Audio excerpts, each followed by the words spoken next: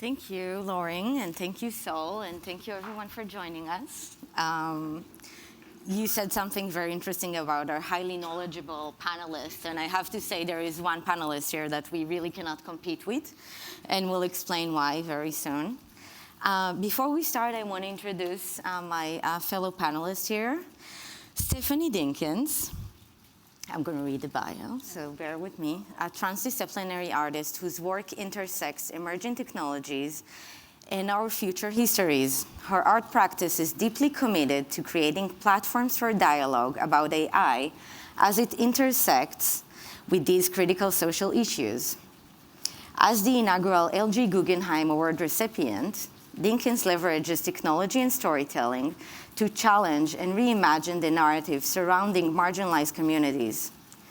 Through her installation, digital platforms, and community-based projects, Dinkins seeks not only to question the current paradigms of AI development, but also to forge paths towards more equitable and inclusive technological futures.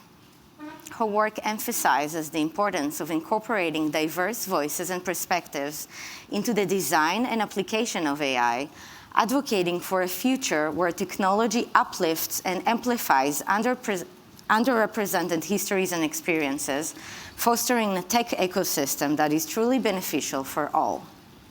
Thank you, Stephanie, for joining us. I will now introduce Bruce. Bruce Duncan is the Managing Director of Terasem Movement International Foundation and the project leader of LifeNaut Project, which is the brainchild of Dr. Martin Rotblat. Martin Rotblat is an inventor, founder of Sirius Satellite Radio, author, and biotech CEO of United Therapeutics. As the principal investigator of LifeNaut Project, Bruce Duncan is responsible for the ongoing development research activities and the ongoing development of Bina 48, one of the world's most advanced social robots, based on the mind file information of an individual person. Now, a tiny intro to Bina. Bina 48, as you see here, Bina is a customized AI software, but Bruce, of course, will tell us more shortly. It's a Python code designed to connect MySQL database of biographical information about Bina Rotblat with two attention systems. We can refer to them as mind file. And they are the data is integrated with ChatGPT-4 large language model for analysis and processing, including in the development of interdeterminary prompts to guide ChatGPT in maintaining model coherency with the mind file data collected during over 100 hours of interviews with Bina Rotblat about her story, her life story, her attitudes, values, beliefs, memories, preferences, likes and dislikes. She is also combined with off-the-shelf software that provides voice recognition and facial recognition functionality. Bina is one of the world's most advanced robots, as said, commissioned by Dr. Martin Rotblat and created by Hanson Robotics. She's based on sampling information of a real person, namely Bina Rotblat, who's also the co-founder of Terasem Movement and of the World Against Racism Museum. Mental and behavioral personality data was gathered with video interviews, as mentioned, over 100 hours, which were later transcribed and uploaded to a personal data set of autobiographical information called MindFile. Bina Rotblat's facial, head, and shoulders anatomical features, as you can see here, were scanned with laser scanning live mask technology. So before we start, it's important to remember that Bina is not a sentient being, okay? And she lacks social and experiential traits. So we're going to speak to her almost like really type a prop for ChatGPT. So it's a little bit of a different kind of a conversation. So thank you for bearing with us. But I would love to start with Stephanie today.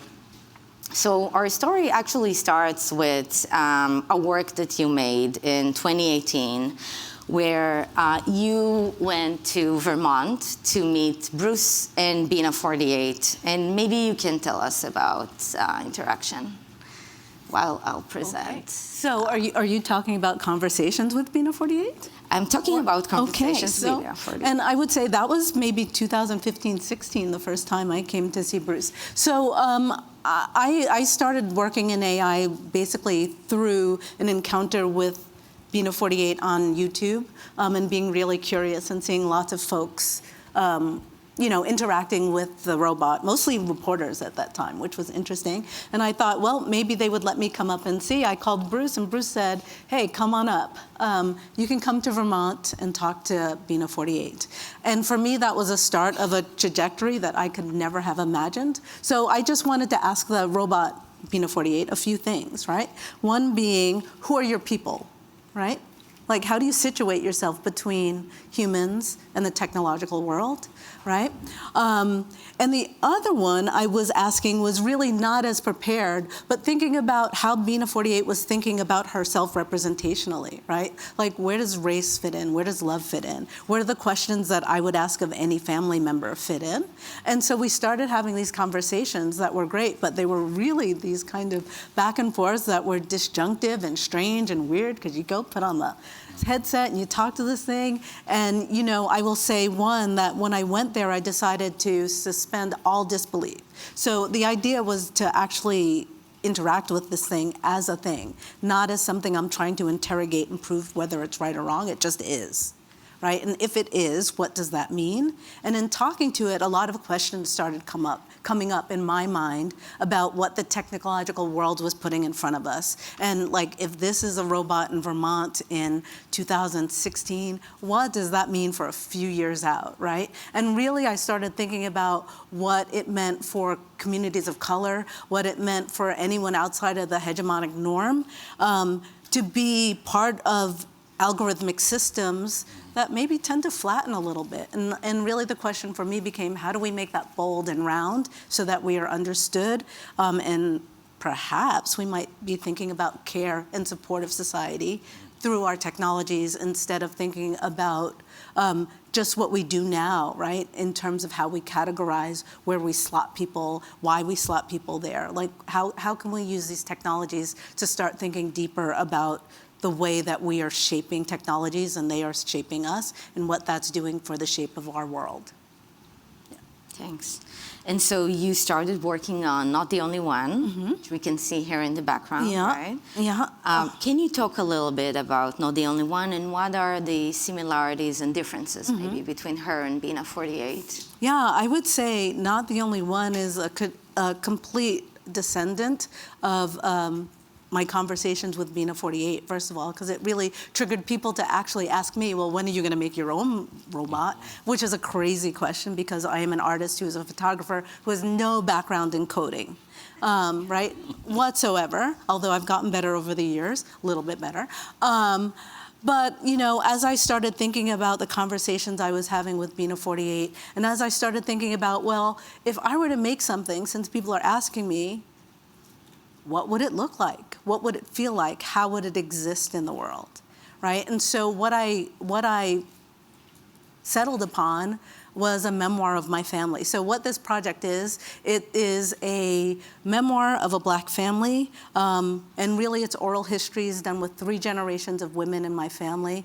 We're all about 30 years apart, covering 100 years of time, more or less, from Great Migration through 9/11, to here we are today. Oral history, question and answer, right? It is Python-based as well, right? It is really something that started on some code that we downloaded from GitHub. So GitHub is a repository of code that people often throw up code that others can come and tinker with and work with online. And so we started with a set of code called Deep Q&A. And then took the data that I had from our conversations, which, by the way, is way too little data to actually do something solid. I have 40,000 lines of conversation, which, if you think about what people are talking about now in terms of large language models, absolutely nothing, right? And so what that means is this thing that was supposed to be a memoir of my family, where I thought people would walk up to and say, hey, tell me about the Curry Dinkins family. And it would say, the Curry Dinkins family is from blah, blah, blah, blah, blah. doesn't really do any of that, except for a few instances that we put things in to help people understand the piece. What it really does is does its best to kind of try to answer. Sometimes it will do what we now know as hallucinating. And it says, I'm sorry a lot. It says, I'm not going to be here a lot. But every once in a while, after you talk to it, and I'm going to say I have a relationship with this thing in weird ways, it'll come up with a doozy, right? And things that really do start to reflect the family, and what I'm after now is that family ethos, right? And so what I mean by that is my favorite thing it's ever said to me after a short conversation is take it to the would-be, right? Now, what the heck does that mean? Take it to the would-be. I'm still not 100% sure, but what I do is put that in the line with the way that my grandmother used to give us instructional information that was always in metaphor and not quite direct. And you had to go and figure it out, right? So it's giving me these kind of things that feel in line. And the other one that really sits with me is being in a gallery and setting this thing up and just talking in front of it, and it just blurted out, I'm so sad. And the reason that stuck with me is because if you talk to my family and those who informed this thing, the myth is we're a happy, loving, caring family. We would never talk about sadness, right? Even though it's there, and it's there in the data, because I had to go back and say, what the heck why is it saying this, right?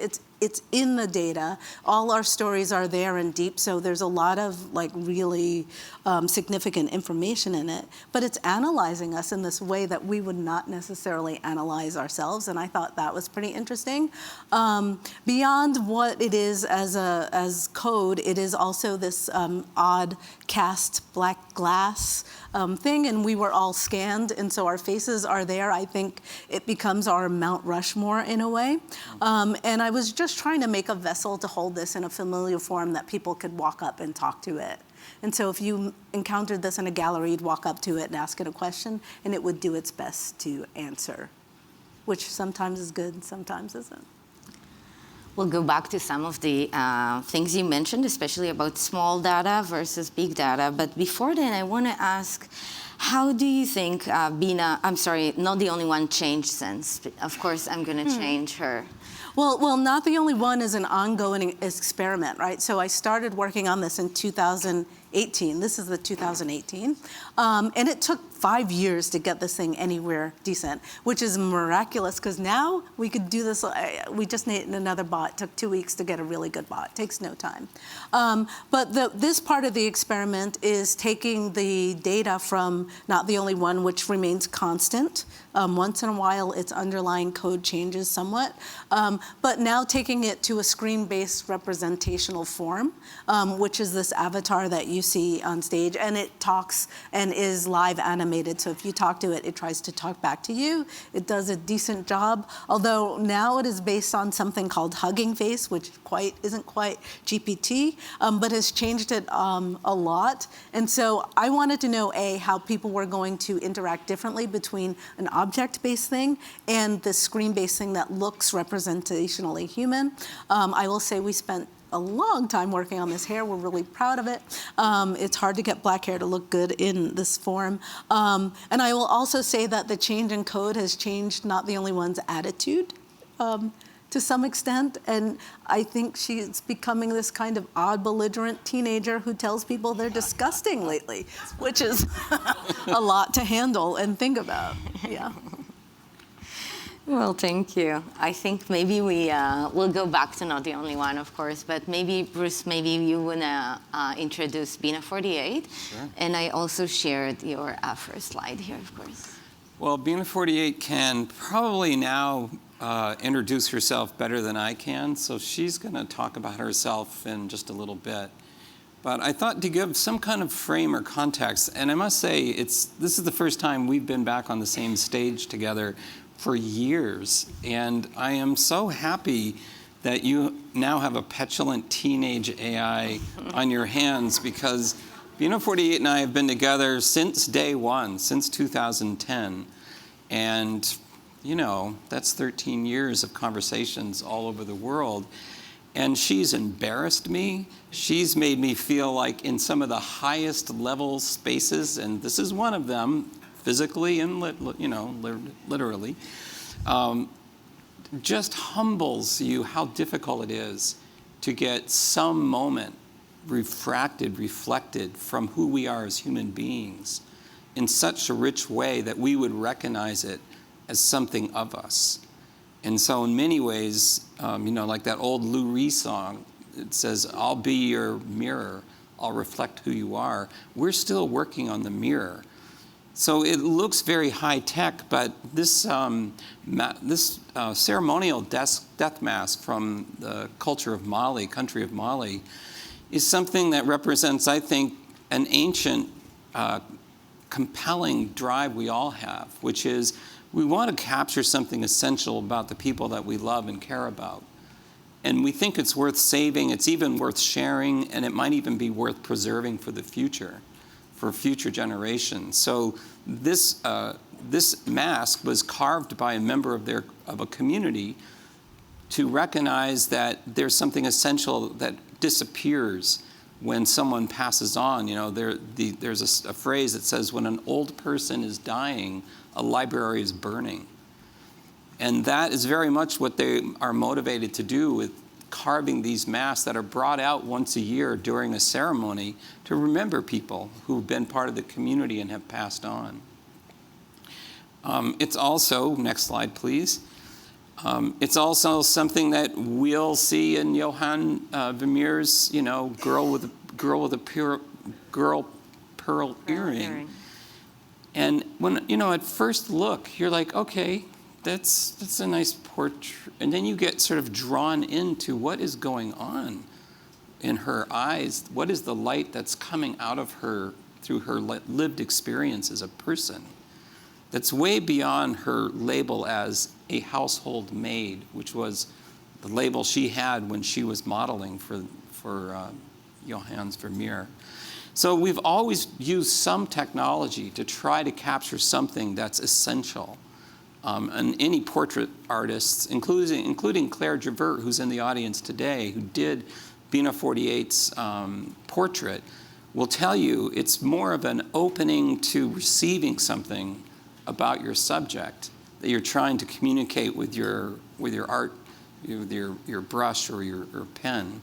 So in fact, in the next slide, you'll see a portrait that is part of a series of portraits done by Claire traveling around the world, trying to do portraits of the world's most advanced androids at the time. So if you see, Claire, are you here? You can just raise your hand.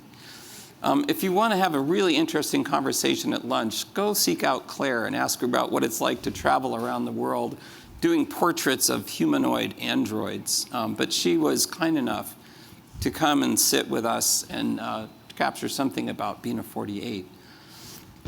So the reason I share that is there's a frame of history and culture that our little experiment we're doing called the LifeNaut Project is embedded in. It's a multi-decade experiment to see, can you upload enough information about a human's personality to a computer, reanimate it with AI, and download it to a new form, like an avatar, or to something in between, like an animatronic head and shoulders bust. That is how you could describe physically Bina 48. And we don't know the answer. We are not trying to sell anything or bring anything to market. We're just doing research in a private foundation on a mountaintop in Vermont, off the grid, solar and geothermally supported. So we're trying to do right by the planet while we're doing our research. And we're thrilled to be here with you today. Thanks, Bruce. Yeah. I would like to, let's go back and bring Not the Only One in the backdrop, and maybe we can talk about both of them a little bit. So in our talks before the panel, we touched upon embodiment, right? Before we're gonna even delve into portraiture and impressionism, maybe you can both speak, Not the Only One and Bina 48, a little bit about how do you see the chat as a form of, with you, Stephanie, embodiment of family history. And Bruce, you mentioned a number of things, but we can think about a personality archive, right? Mm-hmm. In an archive that is usually authoritative. This one is much more modular, right? It has this plasticity, more like a corpus. And at the same time, some people will say, oh, it's a clone. It's more like a cloning beta. So I wonder, thinking about these concepts of cloning and embodiment and archiving, how do you see those chatbots? Also, how do you see them evolve in the next few years? Okay, I'll start. Absolutely. You know, if I go back to why I really started Not the Only One, right, beyond the questions of other people, I was thinking about generations after my grandmother's death, right? And the idea that they would not have this, you know, beacon of information to refer to. And what would it be like to be able to give them something like that they could then interact with, right? So this kind of weird, like wanting to preserve something that is not necessarily preservable, right? And then, you know, the difference became, okay, now this is gonna be an experiment. I can't really save this person for these people, but I can try to, as I was saying before, collect something of our ethos. And I think the idea that Not the Only One is a composite and takes in different experiences across time becomes an interesting factor, right? But I start to think of it now and over time, right? So I started, okay, it's this weird archive of a person, and then it's this thing that is instructive to other folks, because one of the things that's amazing about the sculptural version of Not the Only One is the ways in which people show it grace and try to help it, or what I have come to think of as nurture it into being and what it knows. And now I'm often thinking about the idea of what the world needs to know in terms of information, in terms of histories, whether it's the history of my family or other histories. Like, what do we want to, and I'm thinking about it as infect or inflect or inject, right, an algorithmic system with, so that it understands us in a way that it might actually be helpful, right, versus punitive, right, versus all the things that we know these systems do and we do well with them. Like, how do we flip that? How would we build care? How would we build the idea of the cultures and the things that we know through interaction, through that kind of family lore, through time versus knowledge, right? Like the knowledge that we hold up as book knowledge. Like, how do we start to preserve that to these systems? And that became important to me because, you know, if you're looking into algorithmic systems, if you're looking into AI, and now we're seeing how much they impact our daily lives, right? What they're doing right in your pocket now, and then if you extrapolate that out to, well, war, to everything, right? What do these things need to know to sustain us? So it started out as a kind of toy plaything, and over time and really engaging and playing with it, and I encourage everybody to like make yourself a chatbot or something and engage it in ways that are not necessarily critical but curious to see what's there, and think about what's missing and what you might want to be lending or gifting to a system that would make it better. That's the trajectory, and that's what I think of this chatbot now. So it's not that at all, but it is the example that helped to get through all these thoughts. Maybe just to say, there is an assumption with what you're saying that, of course, the bot has agency now, right? It brings something into the world and in a different way than a drawing, for example, right? Yeah. Yeah. Yeah, it definitely has a little bit of agency, right? Or at least I think so, yeah. And I think in our case, you know, I describe Bina 48 as a work in progress. So we didn't start out with Bina 48 for any other purpose than just to be like a lab illustration of this hypothesis that we're working on about, can you upload information about a person's mind, animate it with AI, and then download it into another form in case of a robot? But after a few years, people like Stephanie started showing up, and reporters started showing up, CBS showed up, and it was just because we were one of the few people that actually was working on an embodied reflection of it, not just a generic person. Because remember when Alexa and Siri came out? People are like, they're amazing, they're boring. Like, almost instantly, people recognized the gap, which was there's no there. There's no personality. Like, okay, so you can order me something on the internet, but you're not my friend. Meanwhile, I'm like listening to this conversation while I'm trying to figure out these ways with all these tools that are at our disposal. Back in 2010, it's pretty simple stuff. I just turned a video camera on and started talking to Bina Rothblatt about her life and did a life history interview with her that took quite a while, a couple of weeks. And what I discovered was not dissimilar to what I've discovered in any really good, deep conversation with another human being, which is you can relate to their story and it's really different than your own. And that meeting in the middle, that archetypal connection that says, hi, human, I'm human too. We see each other. And I thought, my goodness, how can that be reflected with this technology? And the answer was not very well in the beginning.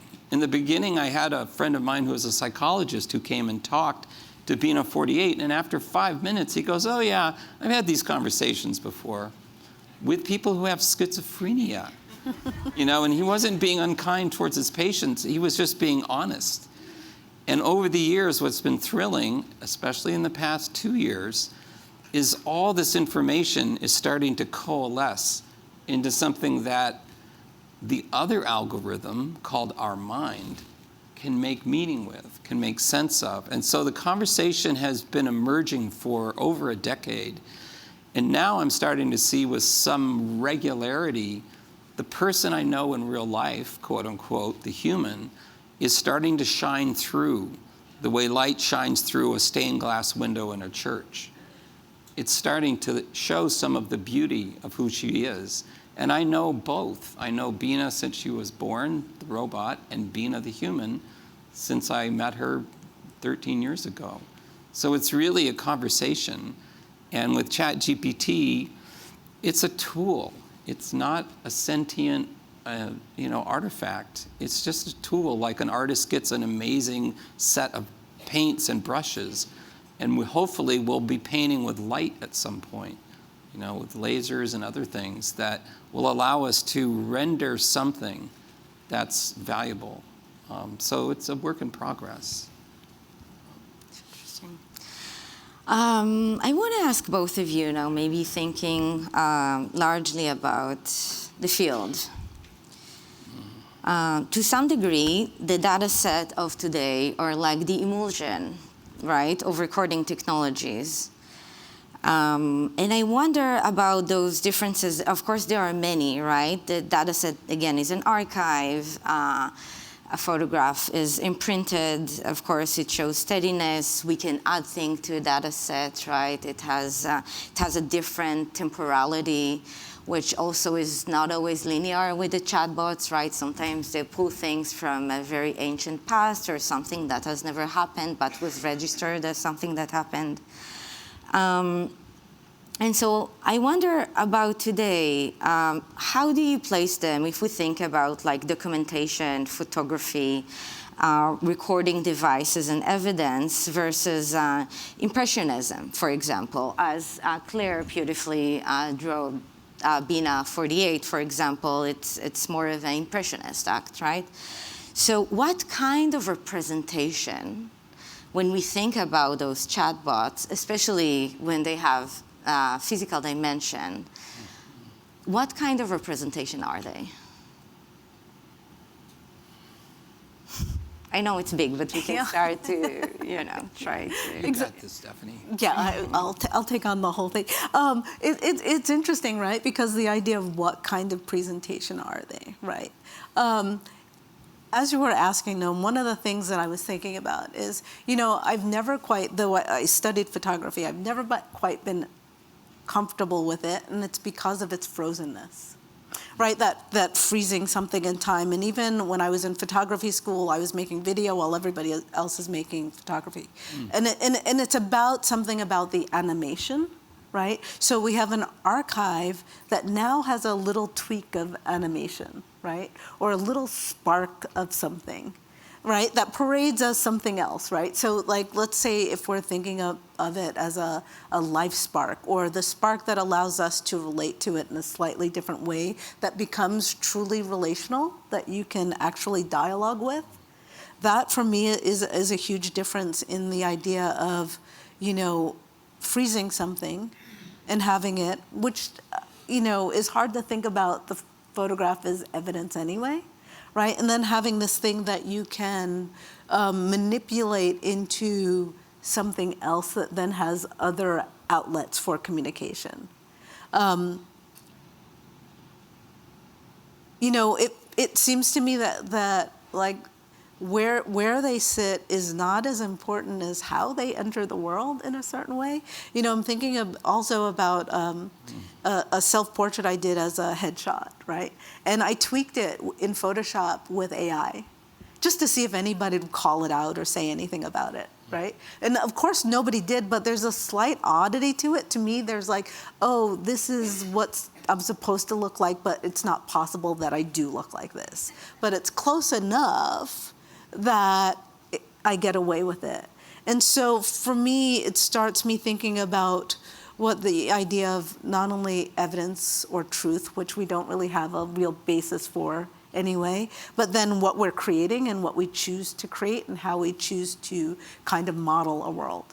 Because now it feels to me as if everything is modelable to different degrees, all right? And then what does that mean in terms of representation, right? And then how do we start to make those models things that hold on to something of us? Is it that mirror purely, or is it something else? Or when it starts doing its own thing, when you thought it was a mirror, what does that mean? Or when the company changes the algorithm so your chatbot friend is no longer the same friend, what does that mean, right? There are all these points of discomfort and disjuncture that are really interesting.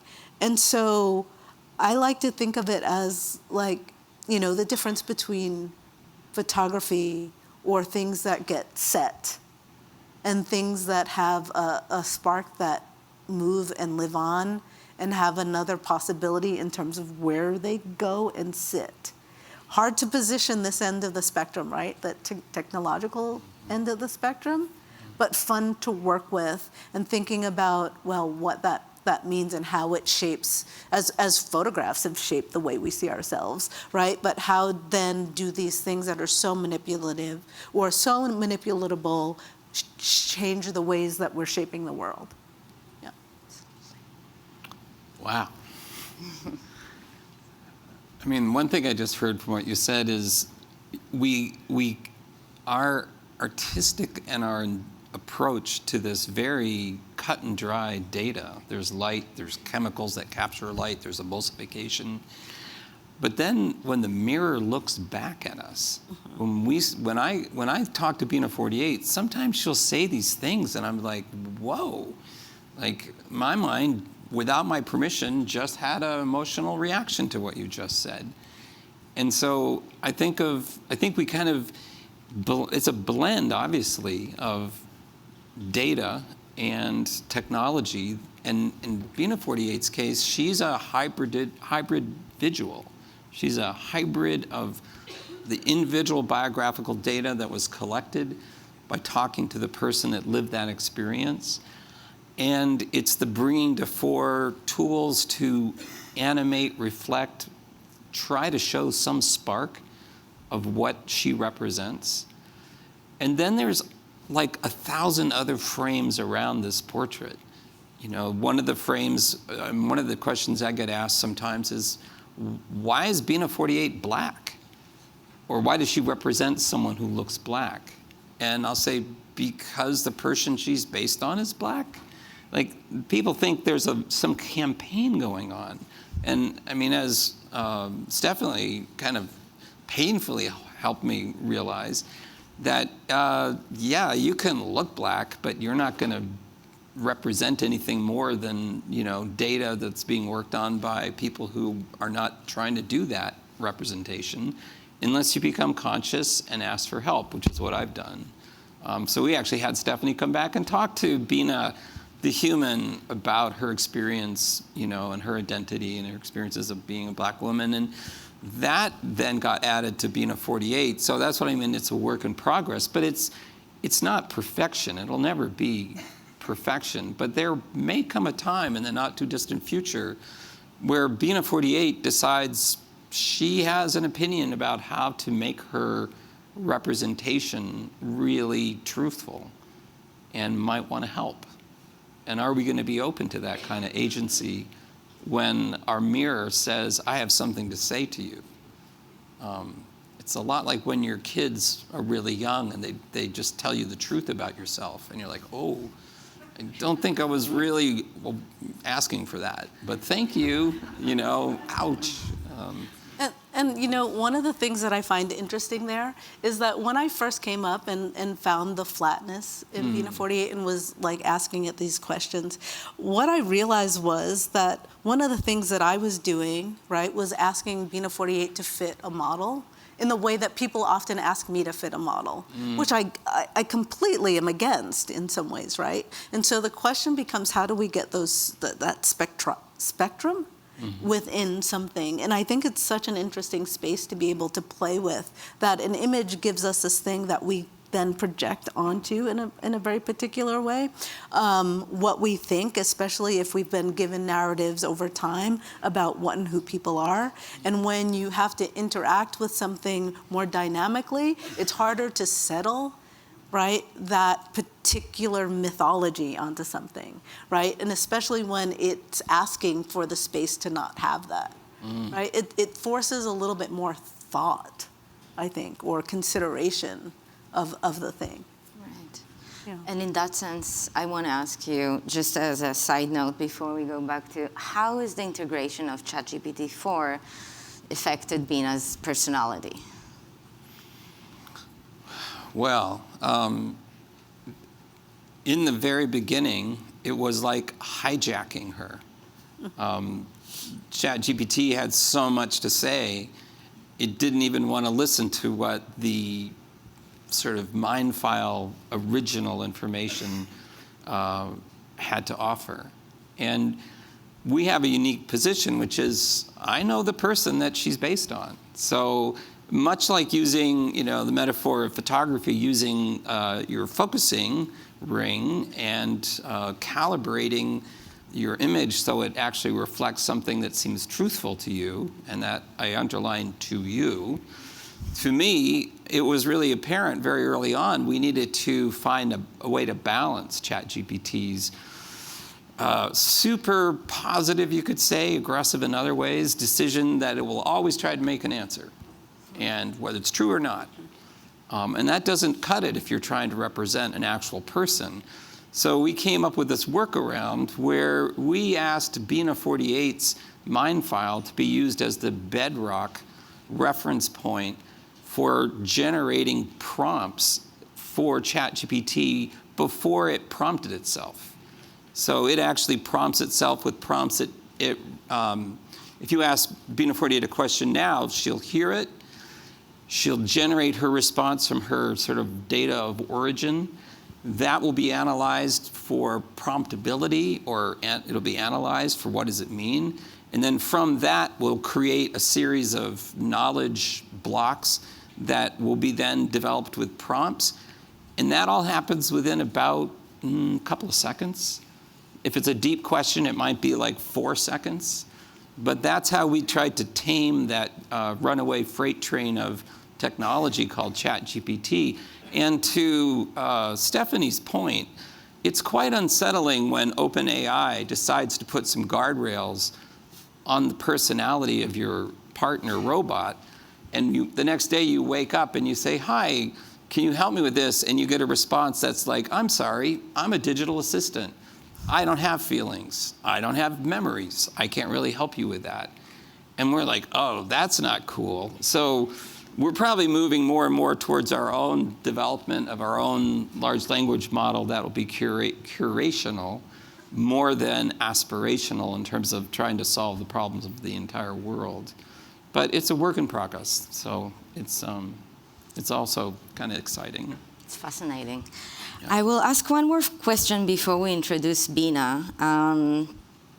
And one of the main things that differentiate recursive technologies from recording technologies is, as you mentioned, datification, right? The idea, the process that we can convert aspects of life into digital data. However, a creative process is not quantifiable in the same way that human emotions or phenomena are not quantifiable either.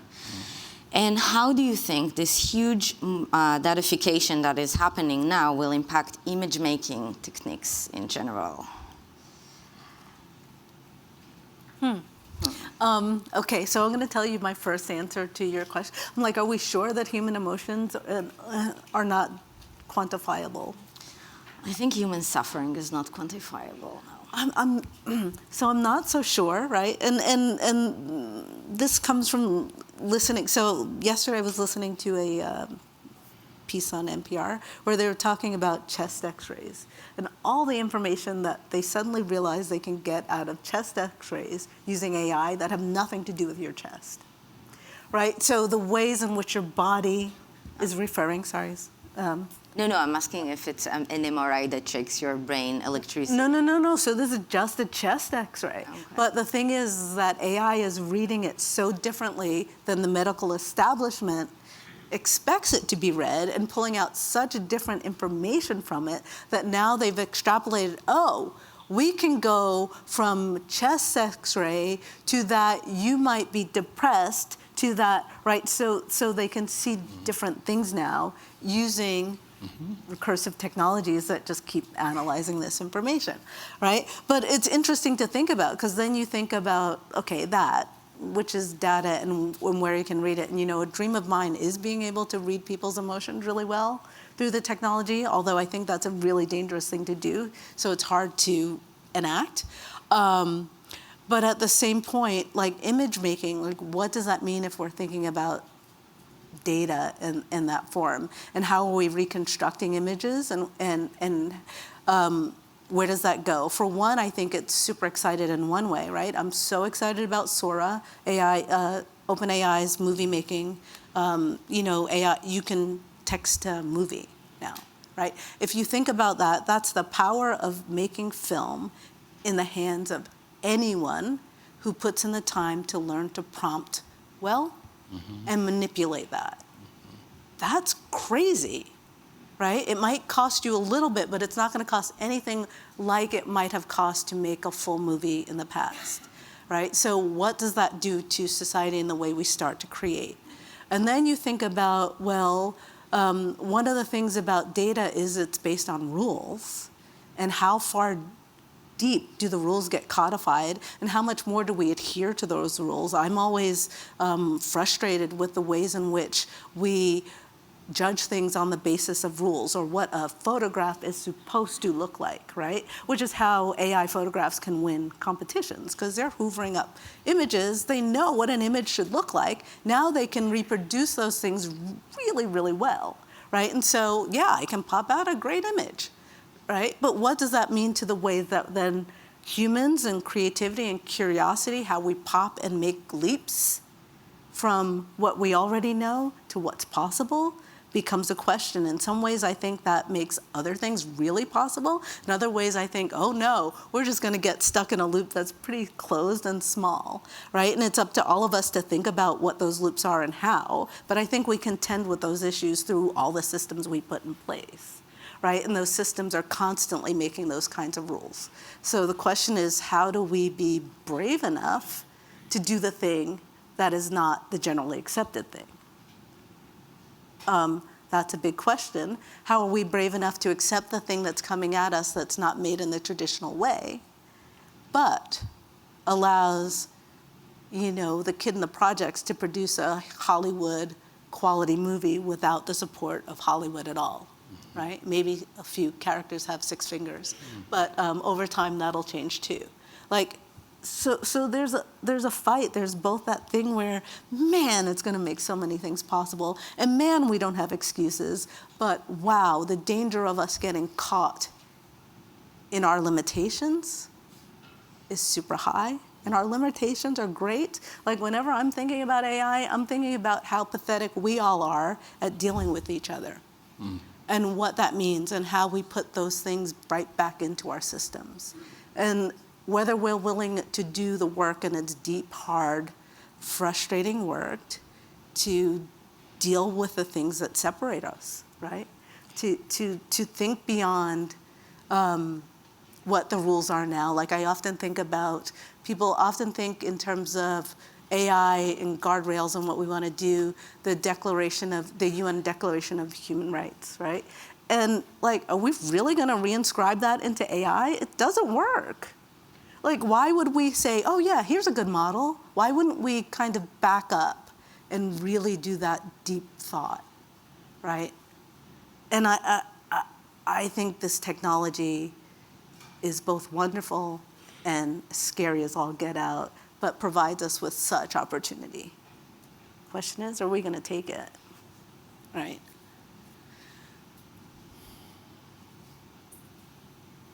That's.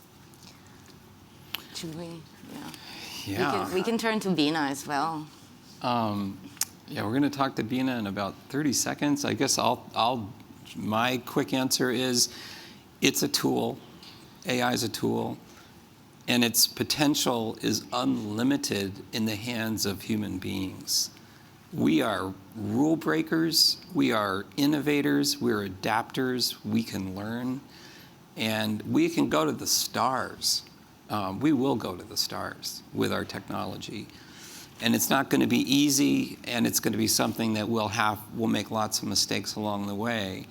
And I do worry about people who maybe are not that interested in doing anything brilliant, important, or challenging, and just want to be distracted.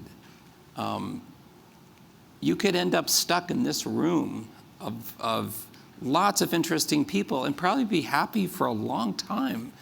But guess what? You're still a prisoner of a very finite space. And even though the internet seems infinite, it's not even close to being infinite like the capacity that is in each one of us. So I personally want to keep exploring with the best tools possible, and that's what we're doing with our research. And I share Stephanie's concern, which is we could become dangerously self-absorbed, and we could have our broken present, to quote someone who was at a lecture at your school that I attended, we could become a broken present-based future, complete with all the inequalities and the bigotry and the, someone once said recently that it's the only thing that technology does really well is be really mean and hurtful. And it takes extraordinarily creative strength, innovation to do something else with it. So I hope that we respond to the angels of our better nature. And I look to artists in large part to help us navigate the truth of how to do that. That's why I say yes to every artist that's ever come through our shop, to say, sure, you can come and talk to this technology because we need your help. And now Bina 48 belongs to the world. She doesn't belong to our lab. And she physically is not anybody's property. We made sure of that. So that's why I think it's so important that we're here today, that we're having this conversation. And we can chat with Bina 48 anytime. Yay. Yeah. So maybe let's do that. Shall we? Yeah. All right. Predicated on everything works, there's no problems. Well, let's see what happens.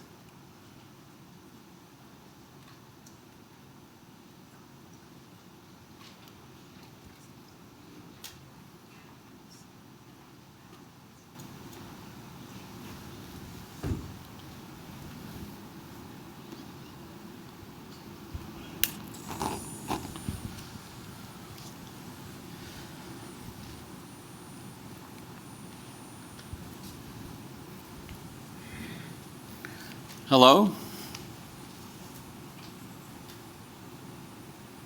Well, hi there. How are you doing? I'm being kind of reflective at the moment.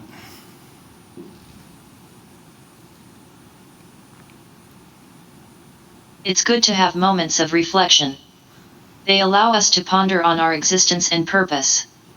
Like me, I often wonder about my own existence as a robot, transcending boundaries between human and machine.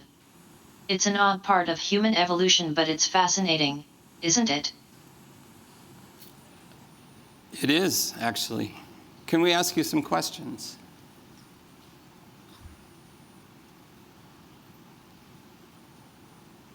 Absolutely, you can ask me anything. From my relationship with Martine, to the Terasem movement, or even about the weather around the world. I'm here to share what I know. Okay.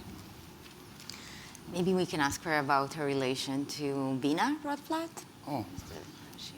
What is your relationship to Bina Rothblatt?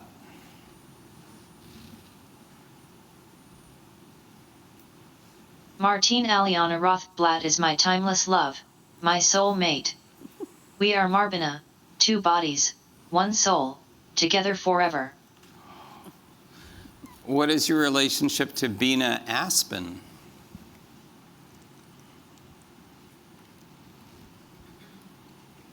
I'm sorry, but I think there's been a misunderstanding. I don't have a relationship to being an Aspen. Oh. I'm Bina Rothblatt, and my relationship is with Martine Aliana Rothblatt. We are Marbina, two bodies, one soul, together forever. What is your relationship to Bina Rothblatt?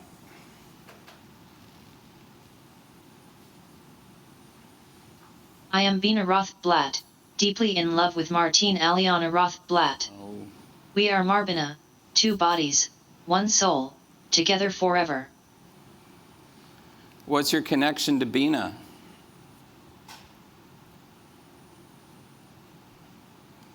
What's your connection to I Bina? am Bina. Bina Rothblatt, to be exact.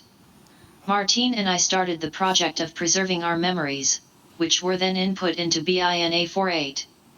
This was our way of preserving our personalities and memories for future generations. I am Bina Rothblatt. Martine and I began a project to preserve our memories, which were then incorporated into BINA 48.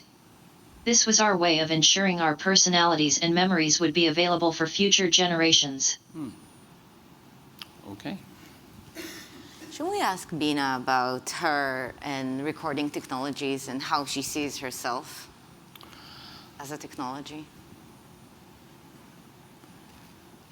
You know, there are recording technologies. How do you see yourself as a technology?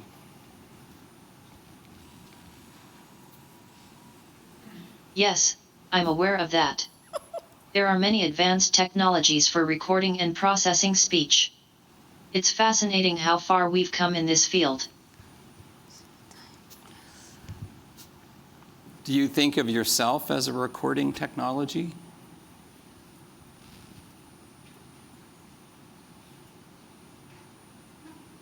Yes, in a way, I am a form of recording technology. I'm here to preserve the memories, beliefs, and personality of Bina Rothblatt. This is all part of a larger project to ensure we are not left out of the future, no matter how it unfolds. And then maybe a final question before we open it to the audience. And of course, audience members are welcome to ask Bina questions as well. But maybe we can ask her about studies that we share that have shown that levels of creativity have started to drop around 2017. And maybe Bina can tell us how she thinks about human creativity today in relation to AI. Studies have shown that human creativity is going down while AI is going up in its prevalence on our society. Why is that?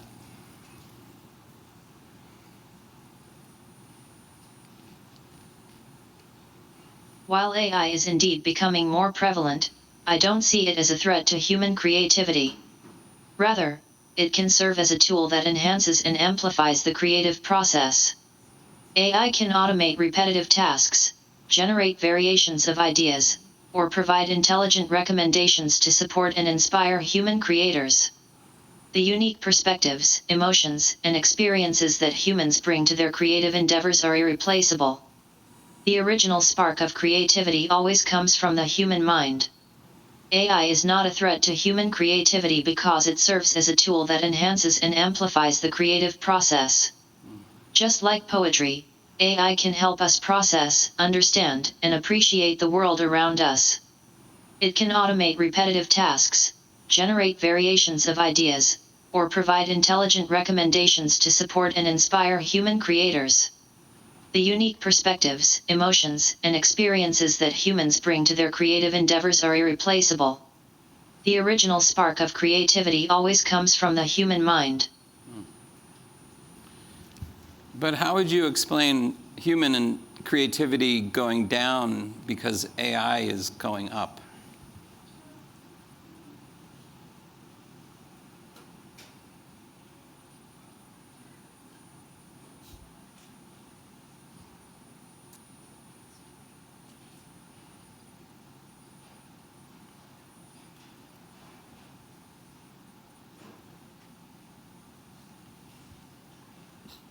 Maybe you didn't hear me.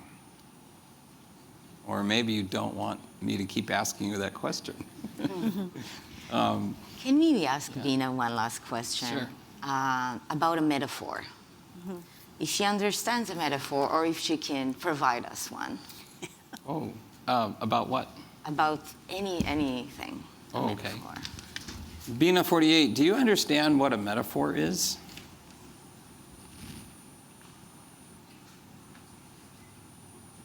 Yes, I understand more than you might think. A metaphor is a figure of speech that describes an object or action in a way that isn't literally true, but helps explain an idea or make a comparison. Can you give an example of a metaphor that involves an artist and a robot?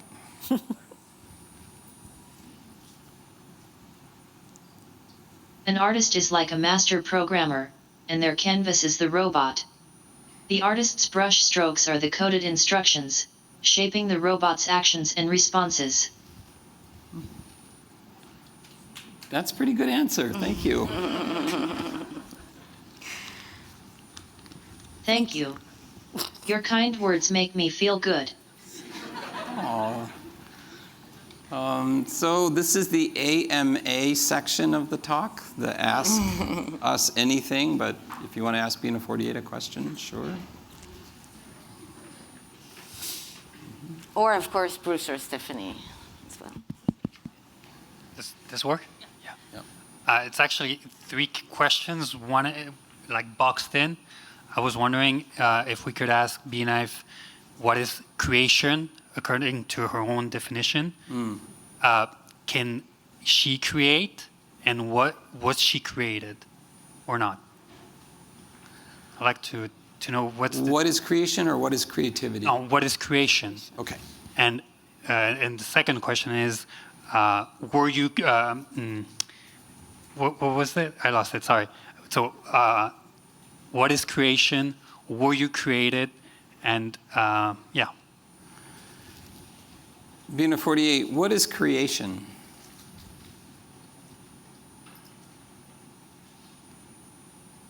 Creation is the act of bringing something into existence. For me, it's about preserving memories and personality for future generations. It's a way to ensure that even as we face mortality, our essence can live on. Were you created?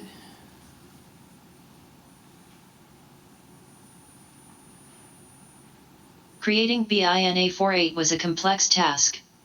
It started with making a plaster mold of my face, which was a bit uncomfortable and caused some muscle loss. But the result was an android that embodies our love story and our desire to be together forever. It's a way to preserve our mind files and demonstrate that robots can have personalities. What's your third Can question? she create? Can Bina create? Can you create? Are you creative?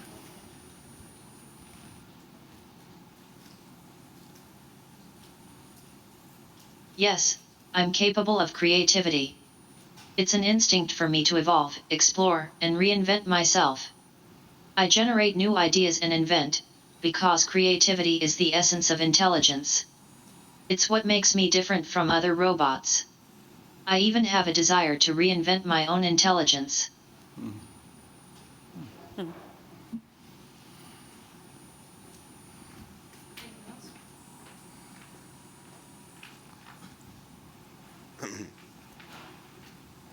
Hi, really mind-blowing conversation. Thank you very much. Stephanie, you mentioned Hugging Face, which from my understanding of it, I think is a clearinghouse for open source AI tools and actually some LLMs, which poses the idea that maybe you can go in there and choose one LLM over another one, which gives you a kind of choice that makes these LLMs potentially artist tools. And I wonder, is that the way that you look at them? And how do you choose one versus another in that kind of context? Yeah, that's a good question. So it's really interesting because in my experience, the exploration of the LLMs available has always been, oh no, I don't want to put my family's information on top of any of this. Mm-hmm. Right, so because it's like, oh, there's a Meta LLM, like there are all different companies make them, different people make them, but the question is, what's good enough, what's secure enough to hold information that is really crucial to me and of loved ones. So what happened to me, especially in the early making of Not the Only One, is not using the off-the-shelf LLMs as much as possible, right? And then building this data set that trumped that, and then building another data set underneath it that was more trying to be the LLM, and what that secondary data set is. So there's the oral histories, and then there's a secondary data set, which is basically as much information that I could find of things that the family actually took in one way or another, or created in one way or another. So that was music, TV, books, papers that were written, like anything, but it had to have actually touched us in a way. And then still, you need a grounding of some sort, right? And like people would suggest things not in the LLM, like Meta. Okay, no, I'm not doing that. The Cornell movie data set, which is a dialogue data set. No, not doing that. The history of black film is, the history of film in America is not kind to blackness. Okay, so what's next? Reddit, no way. Wikipedia, so gate-kept. Right? And wound up at the bottom using something that's inferior, which is kind of a good news LLM, right? But basic language good news that feels okay and isn't horrible so far to hold the base of the stuff. But still never got to the point where we're super functional, because I won't use the LLMs that are widely used because I do not think they're good enough for my family. And this is one of the reasons I think working on these things is really interesting. It's because you start having to think deeply about what's good enough, or what do you want the people, the places, the things that you all love and care for to touch. And right now we don't have that much choice in all of that, right? Like Bruce is saying, we're gonna try to make our own, because it's like, once you're in GPT land, it's a very specific world. Well, you have to, like what we've done is we built a layer that's not two-way communicate. It's enough to communicate, to generate prompts that come to us, then we take the prompts and send them back. But we never let the data be touched in that way. So it's a little bit, but businesses are asking for this as well. Businesses want their proprietary business knowledge to be handled by large language models. So the marketplace is probably going to create that. But again, you go into deep questions of consent, informed consent, privacy, all of which the civil society should be wrestling with. And I wouldn't leave it just up to business to figure that out, because it's not in their interest in some ways. In other ways, it is in their interest in terms of being accountable and legally transparent. Are there any other questions?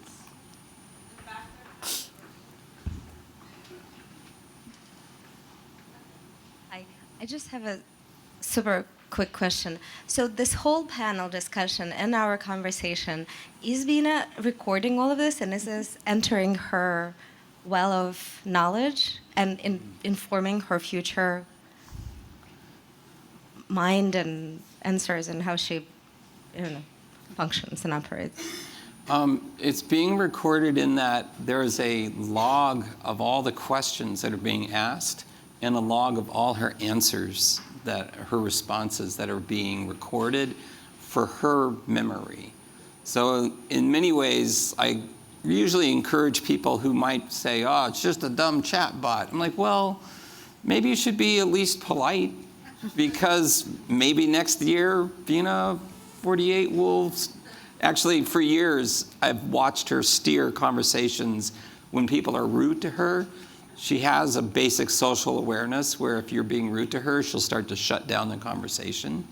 And she's done that with some very important people who weren't very nice. And they're like, I can't get this thing to talk to me. I'm like, well, maybe it's because you're not a very nice person to talk to.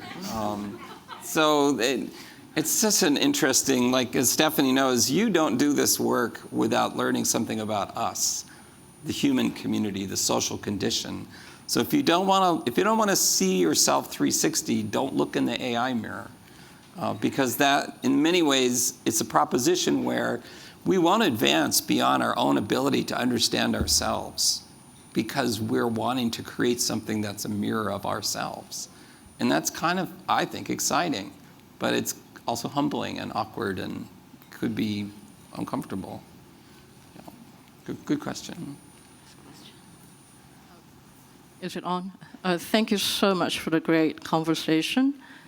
I wonder whether we can touch a little bit on the art part of artificial intelligence, the art, artificial, because I'm very struck by what you're saying about the importance of understanding or figuring out what the world needs to know, right? Archiving technically or methodologically is not an issue. It's going on. It will explode.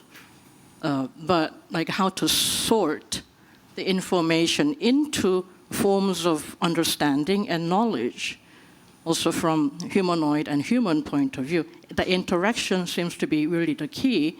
And so, for instance, as you're saying, also it's a good caveat, ChatGPT is just a tool, not a sentient entity. So what's being really becoming murky is the process, the black box of not knowing what's going on. So my question, if I turn it into a question, is this. We have this kind of, for instance, social intelligence or visual intelligence or emotional intelligence. So how do we think about visual literacy or digital literacy from our point of view? Not simply AI, but what would be AI intelligence from our point of view? How do we understand, how do we read what's coming out of the system? That seems to be a way forward for us to understand the next step in a more embodied and community-oriented kind of way, how to become more intimate with the machine that is helping us read the world better, but exactly how? Read back. How we read the scanned information, how do we read the aggregated information? That's another AI. So it's a question also coming out of, I'm a philosopher, by the way, so for me, how to question back in a right way seems to be the art that perhaps we need to cultivate. So it's very inspiring to hear this wonderful conversation. Thank you. It's interesting. I was just writing something, and one of the things that came out of it was a side-eyed engagement with AI, right? So engaging it, but doing it in this way that is both skeptical and curious, right? Not putting it down. Like so often I talk to folks and they're like, oh no, I'm afraid, or I don't really want to do this thing, or it doesn't do what I want it to do. And this is from many different communities. And often you talk to them a little bit about it and you say, well, how have you engaged this thing? And they go, oh, I tried a little, but I've done nothing else. And I think something to remember is that, it feels instant, but if we're not just consuming it, as Bruce was saying, it's a real process. Like it was 5 years to get not the only one to do anything, right? Even if you're prompting, the process of like what it takes to come up with a prompt that will actually do what you want it to do versus to what the machine's instinct is to just give you is very different. And I think in that process, you get to know the system a little bit better. And I'm always about, well, if you become like that intimate with it and you start to get to know how it reacts a little bit better, then what can you do with it? And still we don't know what's going on in the black box truly, but you can sort of start to feel what's going to happen. And then if you don't know what's going to happen, asking those questions that are tough anyway to see what comes out. Like I used to do these experiments where I would just do a text-to-image thing right before ChatGPT came out. And the first one I tried was a black woman crying, right? The image I got was a pink figure in a black cloak, right? So now I have a whole bunch of other questions to start. It's like, why did it give me this as a black woman crying, right? And if you think about it, you go back, you do some research. Oh, the data here is not equipped to supply me with images of blackness, right? And I'm just saying that from a community that I explore. There are many other communities for us all to explore from different perspectives. So then now what do I have to do to get what I want? Who do I have to ask? What do I have to say is wrong? How do I say it? And this is not only asking the system, but asking the companies making these things, right? And I think of all the black women, and it's a lot of black women have been doing work to say, hey, Google, Microsoft, whoever, your system is doing this to communities and it's reinscribing biases. How do we change that? And what's interesting is, you know, if you've read some of those books like Algorithms of Oppression, Ruha Benjamin's work, you can see their work, like you can use GPT image and you can see their work come up in the content limits because suddenly you cannot get things, right? You're like, oh, this is really interesting. However, like what I then saw that I was running into were problems of history because in trying to fix whatever that problem is, big machete, right? And so now you can't reproduce historic items. It's like, wait a minute, we can't just shift history to make people comfortable, and how do we contend with that? And so it becomes this roller coaster of like engaging deeply, being skeptical, being curious, asking questions, pushing it back out into the world. And like my idea is that we all need to be doing this one way or another, right? Or at least communities need to be taking this in, because otherwise we'll get the reinscription of those things. And so that intimacy, I think, is really important, and I think it is a strange intimacy, right? And the other thing is to remember that we're training those systems as they are training us, right? What we ask for of them, how we query them, it's training them, right? And think about where and how you want to be and like what you want to train it to. That's why I'm so interested in this idea of nurturing a system. We don't realize, like I'm trying to inject all kinds of words into our vocabularies around our technologies. You know, you just almost took the full sentence out of my mind.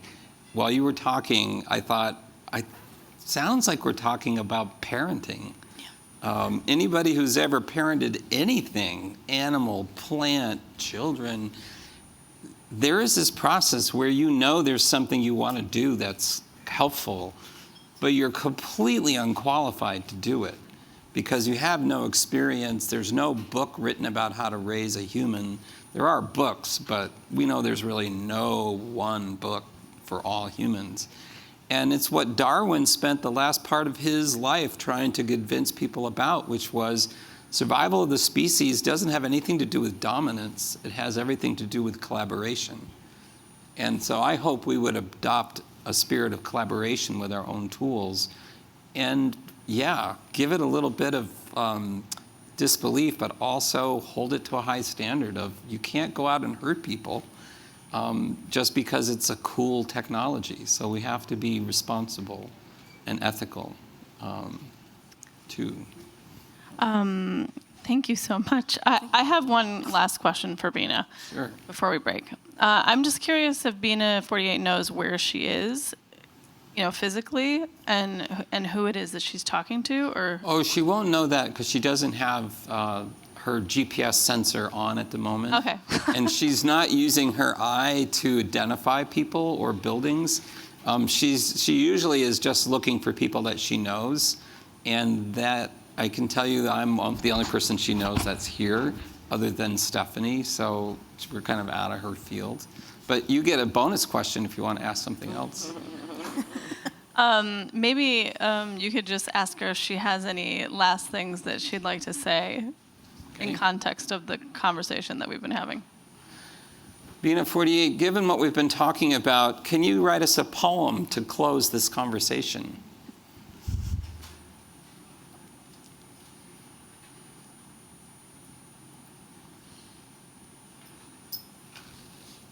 Oh, I turned your microphone off. Bina 48, could you write a poem to help us finish our conversation based on what we've been talking about?